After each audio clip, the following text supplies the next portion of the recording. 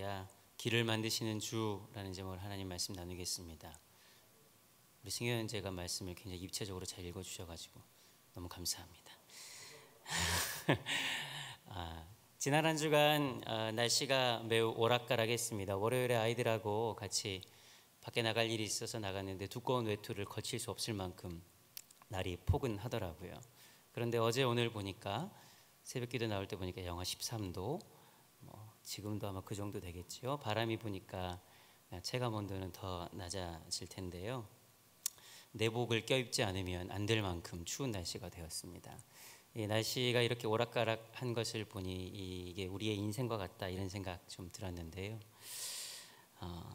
종잡을 수도 없고 내 뜻대로 되지 않는 것이 우리의 인생 아닙니까? 날씨도 여러 가지 방법을 통해서 위성으로, 컴퓨터로 여러 가지 예측해 보지만 사실 정확하게 내다볼 수 없는 것처럼 우리의 인생도 어쩌면 한 치 앞도 내다볼 수 없는 것이 참 비슷한 이치인 것 같습니다.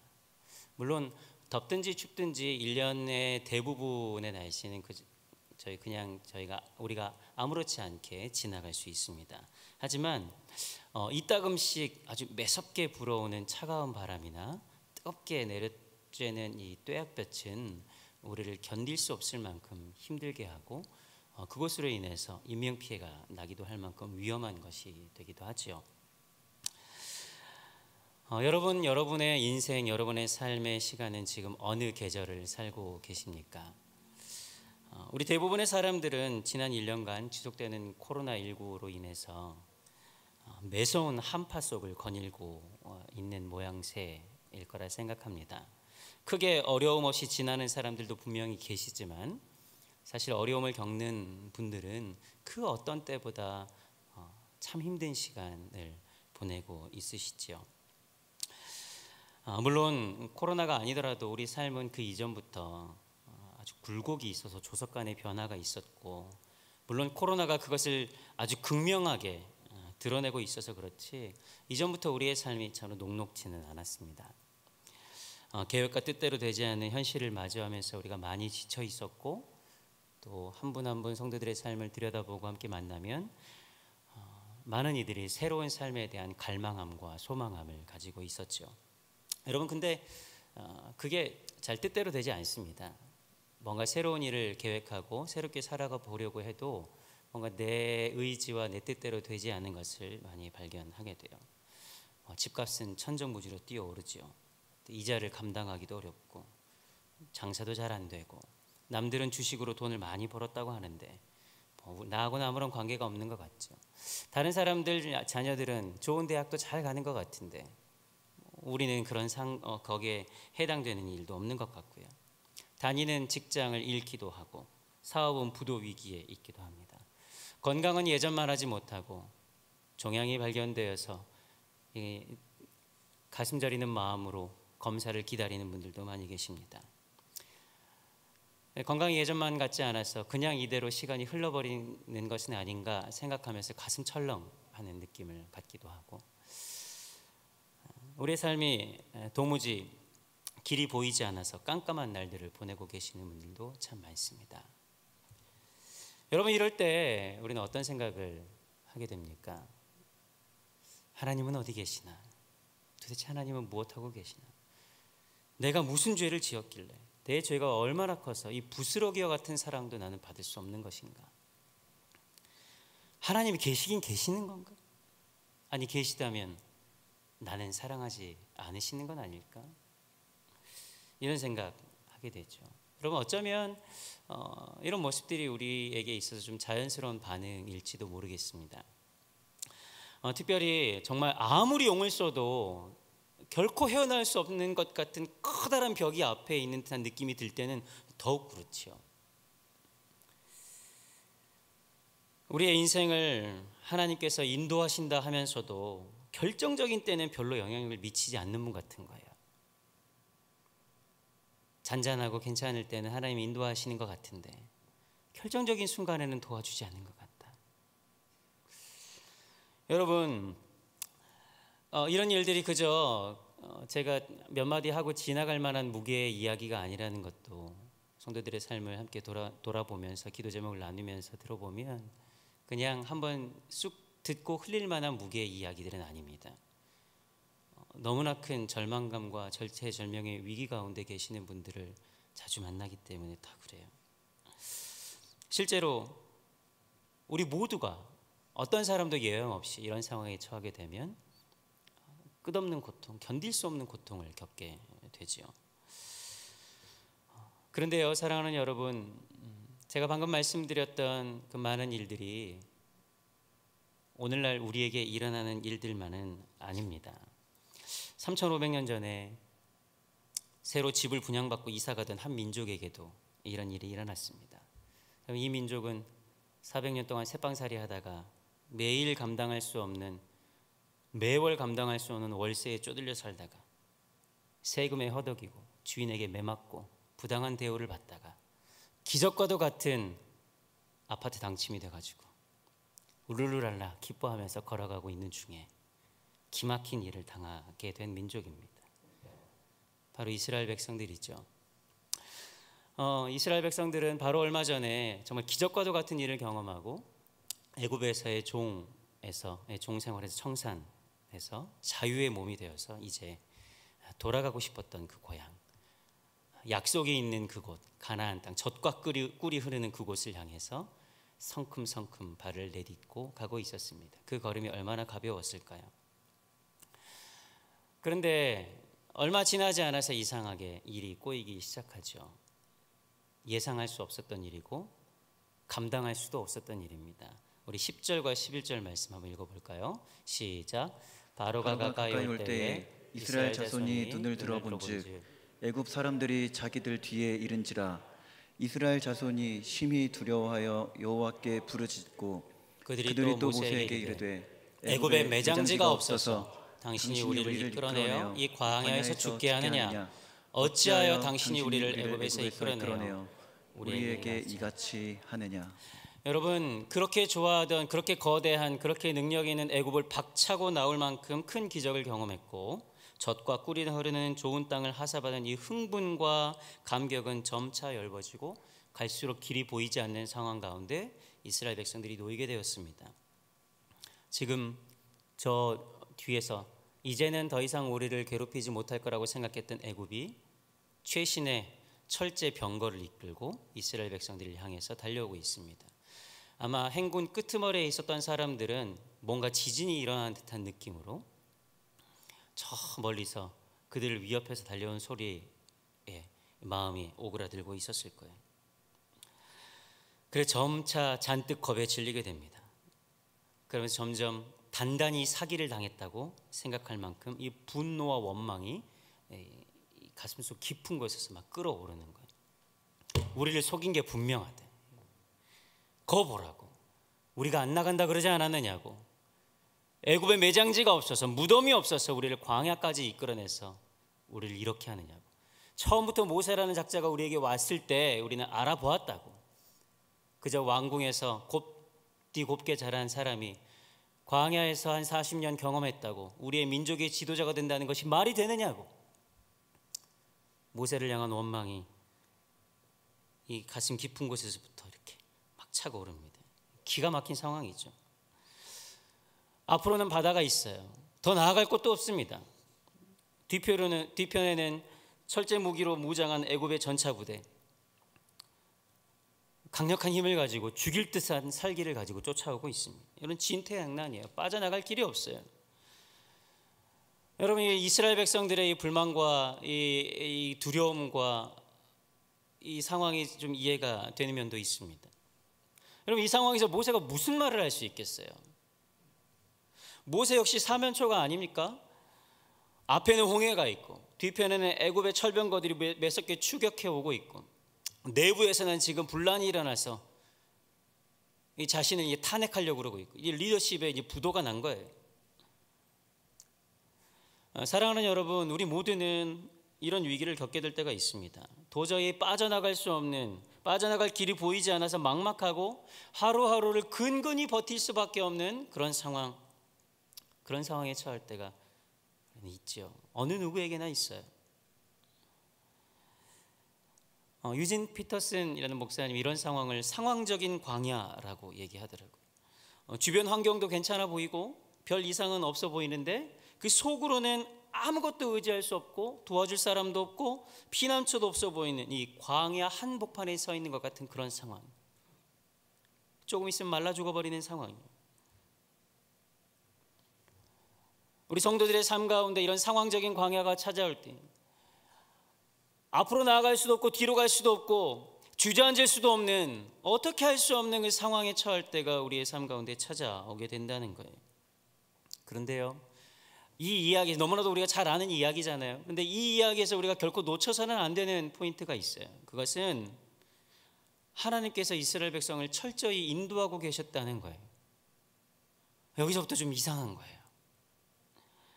여러분 13장 14장을 살펴보면요, 앞장인데요, 이스라엘 백성이 운이 없어서 혹은 어쩔 수 없이 홍해 앞에 당도한 것이 아니라 하나님이 홍해 앞으로 이스라엘 백성을 인도하셨다는 것을 우리는 잘 알 수 있습니다. 2절에 보면, 14장 2절에 보면 이렇게 나와 있죠. 바다와 믹돌 사이에 비하히롯을 지나 바알스본 맞은편에 진을 쳐라, 이렇게 명령하세요.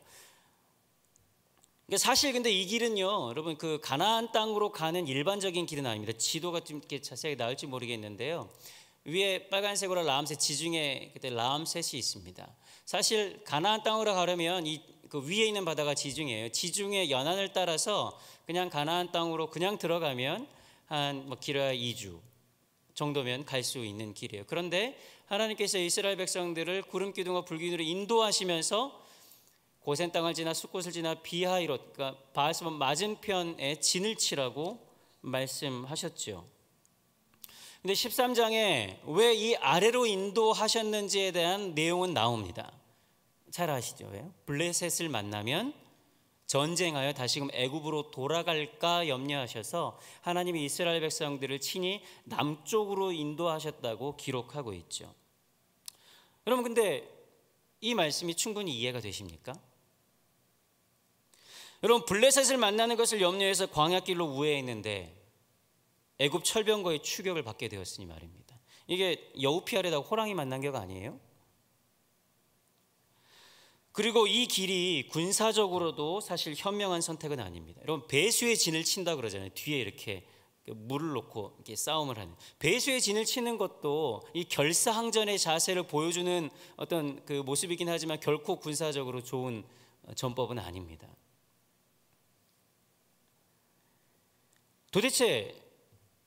이것은 도대체 무슨 의미입니까? 하나님의 인도하심은 왜 이렇게 가혹하단 말입니까? 하나님이 인도하셨는데 죽을 수밖에 없는 곳으로 인도하셨다니 말입니다. 블레셋이 힘든 상대라면 여러분 애굽은 불가능한 상대예요. 비무장한 이스라엘을 결코 이길 수 없는 존재지요. 그러니 말도 안 되는 것 같고 이해하기도 어렵습니다. 그리고 바닷길을 따라가게 하시는 바람에 이제 사방이 막혀가지고 도망갈 데도 없어요.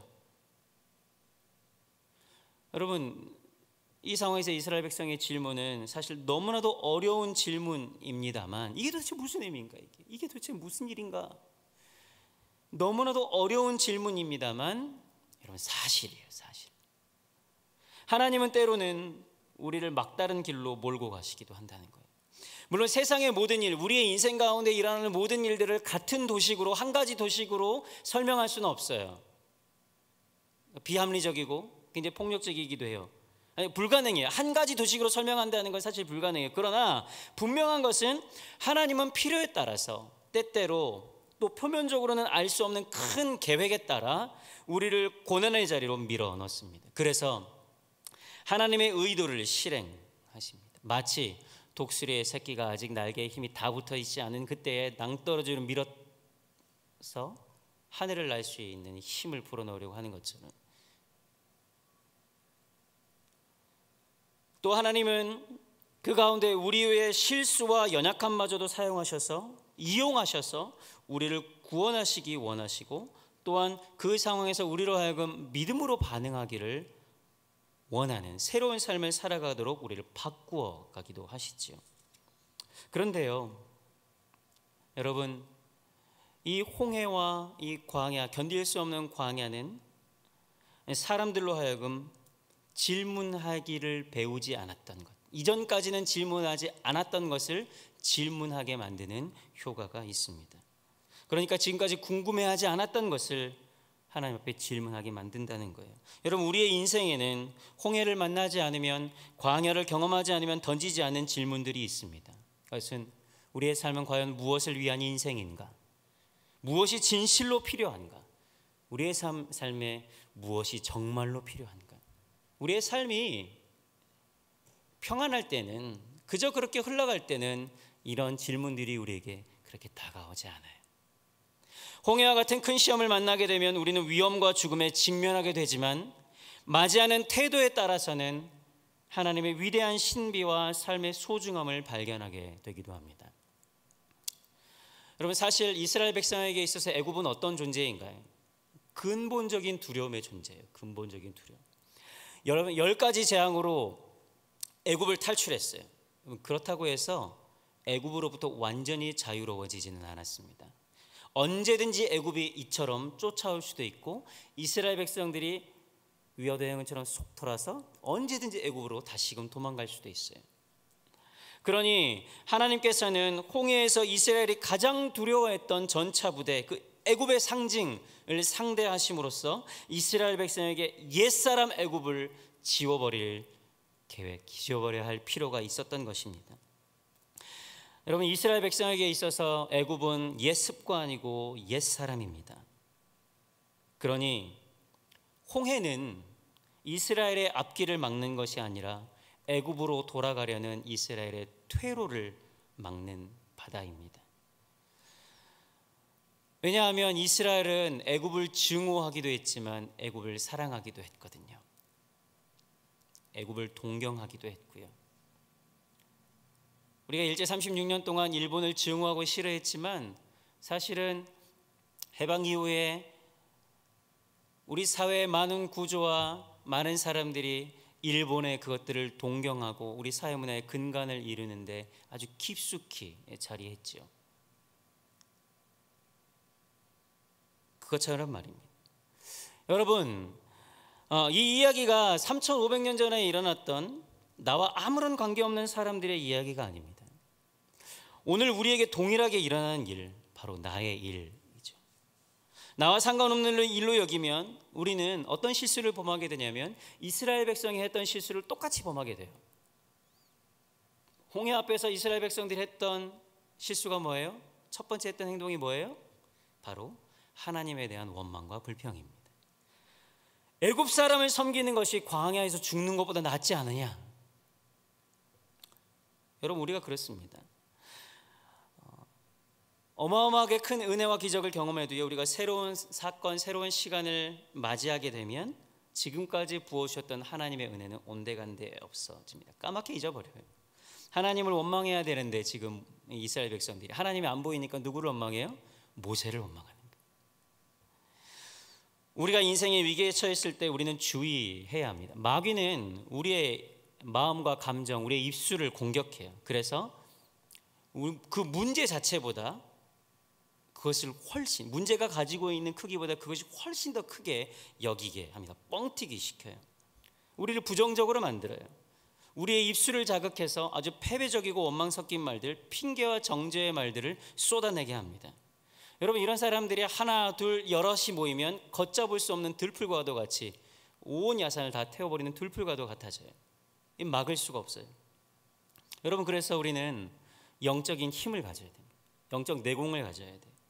이런 일들이 우리에게 다가올 때 우리의 입술을 제하고 우리의 마음을 컨트롤할 수 있는 영적인 힘을 우리가 길러야 할 필요가 있습니다. 이스라엘 백성을 사랑하시는 하나님께서는 이 원망 섞인 말들을 쏟아내는 이스라엘 백성들을 그럼에도 불구하고 사랑하셔서 이제 하나님의 일들을 하기 시작하시는데요. 우리 13절 14절 말씀 함께 읽겠습니다. 시작. 모세가 백성에게 이르되 너희는 두려워하지 말고 가만히 서서 여호와께서 오늘 너희를 위하여 행하시는 구원을 보라.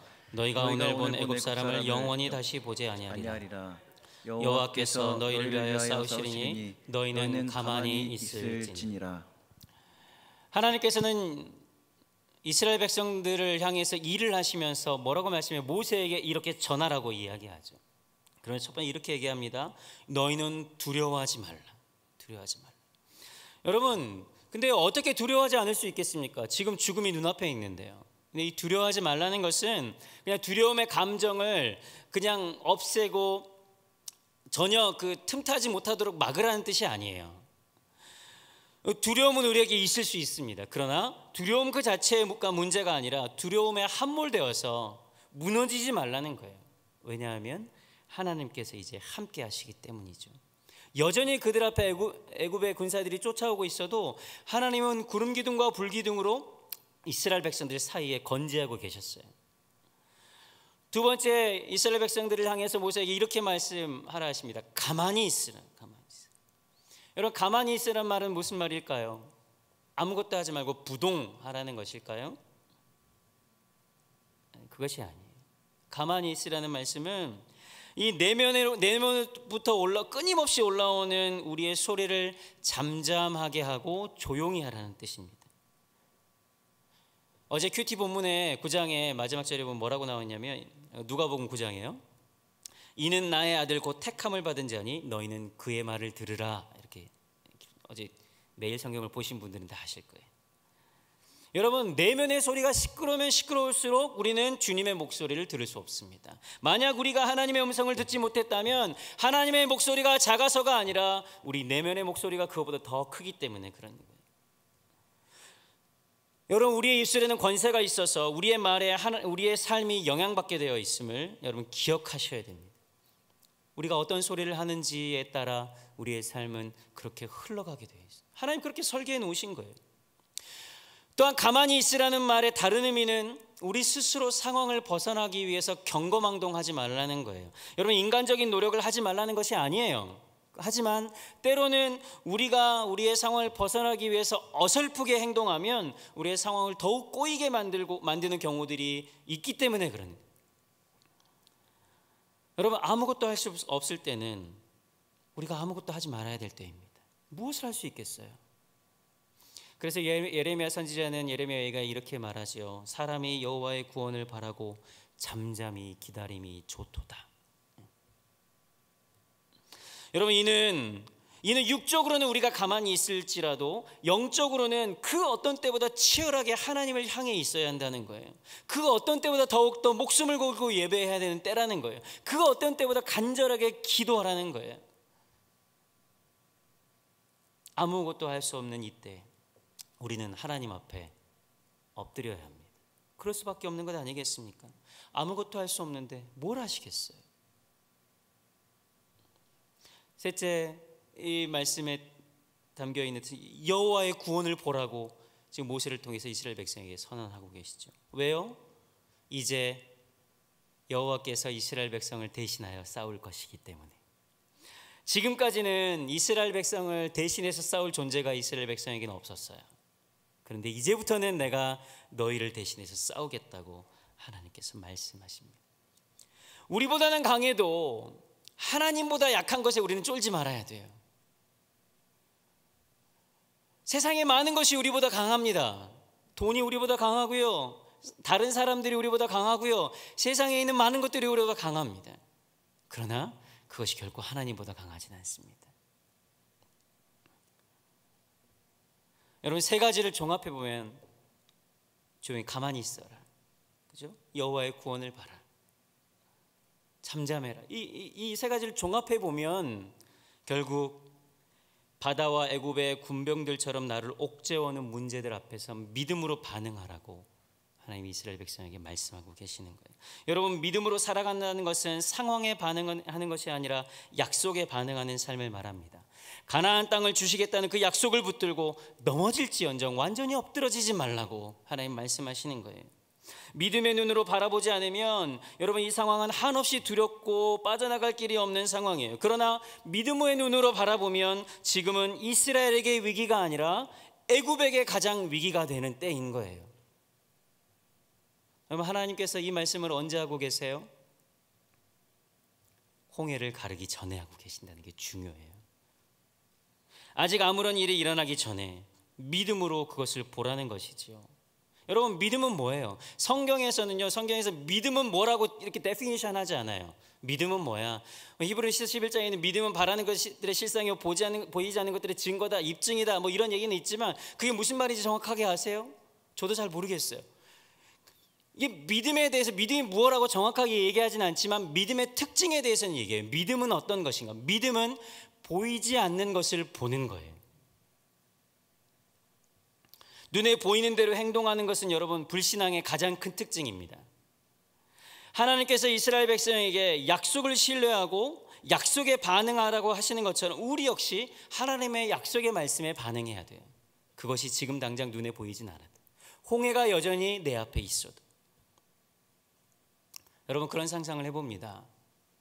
나중에 물이 갈라질 때 바다 한가운데로 가장 먼저 걸어간 사람이 누굴까? 여호수아가 갈렙이 아닐까? 이런 생각이 좀 들었어요. 성경에 나와 있지 않지만 설교 서두에도 말씀드렸지만 이스라엘 백성을 향한 하나님의 계획은 이미 있었습니다. 무작정 데려오다 보니 홍해로 온 것이 아니라 하나님은 이미 바다 한가운데에 놓여있는 마른 땅을 보고 계셨던 것이지요. 그래서 이사야 43장 19절에는 이렇게 말씀합니다. 보라, 내가 새 일을 행하리니 이제 나타낼 것이라. 너희가 그것을 알지 못하겠느냐? 반드시 내가 광야의 길을 사막의 강을 내리니. 사랑하는 여러분, 하나님께서는 우리가 아는 길이 아닌 전혀 새로운 길을 만드시는 분이십니다. 내가 원하고 나에게 익숙하고 내가 바라던 그 길을 내시는 분이 아니라 내가 상상할 수 없었던 전혀 새로운 길을 준비하고 계시는 분이 바로 우리 하나님이라는 거죠. 그러나 여러분, 아직 끝나지 않았습니다. 아직 끝나지 않았어요. 이 말씀을 언제 하셨다고 그랬지요? 아직 바다를 가르기 전입니다.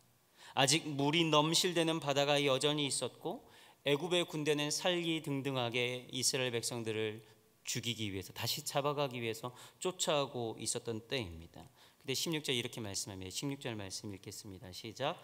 지팡이를 들고 손을 바다 위로 내밀어 그것이 갈라지게 하라. 이스라엘 자손이 바다 가운데서 마른 땅으로 행하리라. 사랑하는 여러분, 다시 한번 말씀드립니다. 약속의 말씀은 아무런 일도 아직 일어나기 전에 선포되는 것입니다. 그리고 여전히 문제는 그대로 있습니다. 상황은 해결되지 않는 것 같고 내가 감당해야 될 무게는 여전히 있고 어떻게도 할 수 없는, 그래서 바닥에 엎드릴 수밖에 없는 그런 상황에 이제 모세와 이스라엘 백성은 어떤 선택을 해야 할까요? 다시 한번 말씀드리지만 이스라엘 백성이 원하는 대로 문제는 아직 해결되지 않았어요. 여러분, 지금 우리도 그렇잖아요. 코로나19가 아직 해결되지도 않았고 그것으로 인한 죽음의 물, 우리를 덮어버리기에 충분한 힘이 있는 관계의 어려움들, 우리 자녀의 문제들, 부부간의 갈등들. 하지만 하나님은 그때 우리로 하여금 바로 그때 믿음으로 한 걸음 내딛기를 원하십니다. 설교를 준비하면서 예전에 만났던 한 목사님과 그 아들이 생각이 났습니다. 시간을 달리는 소년이라고 혹시 아십니까? 홍원기 군인데요. 홍원기와 그 아버지 홍성원 목사님이신데, 홍원기 군은 우리나라에 단 한 명밖에 없는 프로제리아, 그러니까 소아 노인증이라고 해야 되나요? 소아 조루증. 그러니까 다른 사람보다 한 7배의 시간을 빨리 흘러갑니다. 그래서 벌써 15살이 되었더라고요. 평균 수명이 15세에서 17세라고 알려졌는데 사실은 그것도 정확하지 않습니다. 왜냐하면 너무나 케이스가 적기 때문에 그게 정확한 정보인지도 잘 모를 정도로. 하지만 그렇게 알려졌대요. 15세에서 17세 정도밖에 안 되는 수명을 가지고 있다. 여전히 병에 대한 정보도 없고 치료의 가능성도 희박한 상황입니다. 그런데 제가 오늘 아침 영상을 하나 보면서 2020년 크리스마스 인터뷰를 이 홍원기 군이 했는데요. 그 누구보다도 밝고 건강하게, 그리고 자기가 행복하게 살고 있다고 고백하더라고요. 이 원기 군과 홍성원 목사님은 이 아이가 5살 때 이 이 병이 있다는 것을, 아픔이 있다는 것을 발견했거든요. 홍성훈 목사님이 고백하기를 정말 목사로서 할 수 없을 만큼 하나님을 향해 욕을 해야 된다는 거예요. 도대체 어떻게 이럴 수가 있느냐. 내 삶을 하나님을 향해서 다 바치겠다고 이렇게 목회자로 살아가겠다고 결정했는데, 그러면 내 자녀는 당신이 책임져 줘야 되는 거 아니냐고 생각했는데, 뭐 그냥 앉아서 기도한 게 아니고 막 난리를 치면서 막 굴러다니면서 그렇게 기도를 했다는 거예요. 그런데 그 시간이 10년 가까이 지나면서 오히려 이제는 더욱 감사한 일들이 많다고 고백하고, 그 누구보다도 행복한 시간을 보내고 있다고 인터뷰하는 것을 보았습니다. 여러분, 아들의 고칠 수 없는 이 홍해와 같은 질병 앞에서 좌절하지 않고 지금 할 수 있는 일이 무엇인지, 정말 소중한 것이 무엇인지, 이제 남은 삶을 어떻게 살아야 하는지에 대해서 서로에게 정말 소중한 것이 무엇인지 질문하게 되었다는 거예요. 그래서 지금 허락된 시간을 기쁘게 살아가는 것만큼 소중한 것이 없다는 것을 알게 되고 믿음으로 그것을 선택하게 되었다는 거예요. 그리고 이제는 믿음의 눈을 넘어, 오늘 아침 인터뷰하는데 그렇게 얘기해요. 원기군이 15살이 되었거든요. 자기의 수명이 15살, 17살밖에 되지 않는다는 걸 알고 있지만 처음엔 두려운데 이제는 결국 두렵지 않다, 이런 얘기 하더라고요. 어떻게 그럴 수 있을까, 좀 이해하기 참 어렵고 힘든 일들이었지만 그의 묵직한 말 한마디가 제 마음으로 울리기에는 충분했습니다. 여전히 고통과 아픔을 안고 있지만 이제 그것 자체가 그 가족 전체에게는 결국 문제가 되지 않는다고 했습니다. 여러분, 그래서 이 원기군이 그의 삶을 다시금, 또 그 아버지가 다시금 살기로 결정하면서 지금 아주 유명한 유튜버로 살고 있어요. 구독자가 13만 3천 명이 되는. 여러분 보셨어요 혹시? 욘니와 치에라는. 저녁에 들어가서 잠이 안 오시면 한번 들어가서 한번 보세요. 아마 보시면 삶의 소망을 잃어버린 사람들은 다시금 새로운 힘을 얻게 되는 기적의 순간들을 맛보게 될 거예요. 그 영상들을 보면서 제게 가장 기억에 남는 한 가지가 있습니다. 사실은 두 가지인데요. 하나는 그 홍원기 군이 자기를 스스로 이메일 그 주소를 뭐라고 얘기하냐면 미라클 가이라고 하더라고요. 미라클 가이. 자기가 기적의 사나이라고 얘기해요. 또 한 가지는 노래를 참 좋아하는지 노래를 많이 불러서 이렇게 영상을 만들어 놨는데, 얼마 전에 얼마 1년쯤 됐을까요? 이태원 클래스라는 드라마를 아시나요? 이태원 클래스에 나와 있는 OST를 녹음해서 녹화해서 불러놓은 장면이 있는데 그 가사가 제게 큰 울림을 줬습니다. 그 가사 이렇습니다. 이 원기가 부른 거예요. 부러진 것처럼 한 발로 뛰어도 난 나의 길을 갈 테니까 변하는 것 없어 버티고 버텨 내 꿈은 더 단단해질 거니까. 제가 불러줄 수는 없고 욘니와 치에를 확인해 주시면 감사하겠습니다. 사랑하는 여러분, 우리는 눈에 확연히 보이는 문제를 마주한 사람들이, 혹은 우리 자신이 그런 문제 앞에 서게 될 때 그것이 사라지는 것이 문제의 해결이라고 생각하기 쉽습니다. 이게 빨리 없어졌으면 좋겠다고. 그러나 여러분, 하나님의 방법은 그렇지 않더라고요. 하나님은 우리의 그 문제를 해결하는 방법에 아주 다양한 옵션을 가지고 있다는 거죠.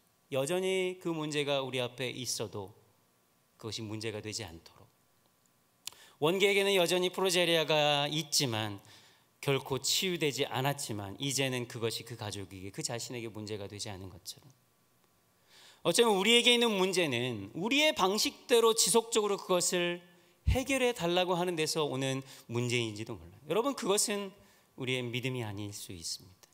그저 내 소망이고 내 바람일 뿐일 수 있어요. 여러분, 문제에서 자유로워질 수 있는 방법은 결코 한 가지만이 아니에요.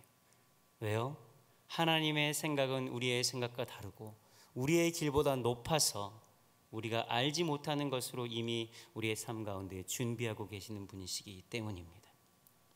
다만 믿음의 눈을 들어 하나님의 약속을 의지하고 우리는 신뢰하는 것뿐이지요. 힘든 겨울을 지내고 계시는 성도 여러분, 부러진 것처럼 한 발로 뛰어다녀도 나는 나의 길을 가겠다고, 변한 것이 없어도 내가 버티겠다고, 그래서 이 추운 겨울을, 내 삶의 이 겨울과 같은 계절을 내가 잘 견디겠다고 하나님 앞에 다짐하는 저와 여러분 되었으면 좋겠습니다. 여전히 힘든 일들이 있겠지요. 여전히 누군가는 너는 예수 믿는다면서 그것도 아직 해결하지 못했느냐고, 예수 믿는다면서 너는 아직 그렇게 그 모양 그꼴로 살고 있느냐고 비난받을 수도 있겠지요. 손가락질 당할 수도 있겠지요. 그러나 여러분, 우리는 보이지 않는 것을 보는 믿음을 가진 사람들 아니겠어요? 그들이 보이는 대로 판단하고 정죄하고 보이는 대로 우리를 향해서 이야기할 때, 우리를 그렇게 정의할 때, 우리는 보이지 않는 가치에 따라 살아가는 존재들이라고 우리는 그렇게 말할 수 있어야 하지 않겠습니까? 사랑하는 여러분, 바라고 기도하기는 우리의 믿음의 눈을 들어 하나님께서 행하시는 것을 바라보므로 주어진 오늘 우리의 삶을 그 누구보다도 참으로 기쁘게, 참으로 의미 있게, 참으로 감사하게 살아내는 저 여러분 되시기를 축복합니다.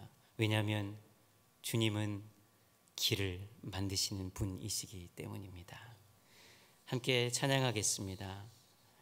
여러분 잘 아시는 이 찬양의 가사를 기억하면서 우리의 삶에 홍해와 같은 어려움이 여전히 버티고 있을 때에도 하나님 우리의 인생을 계획하시고 우리의 삶을 온전히 이끌어가기를 원하신다는 마음 가지고 이 찬양의 가사를 묵상하면서 함께 찬양하겠습니다.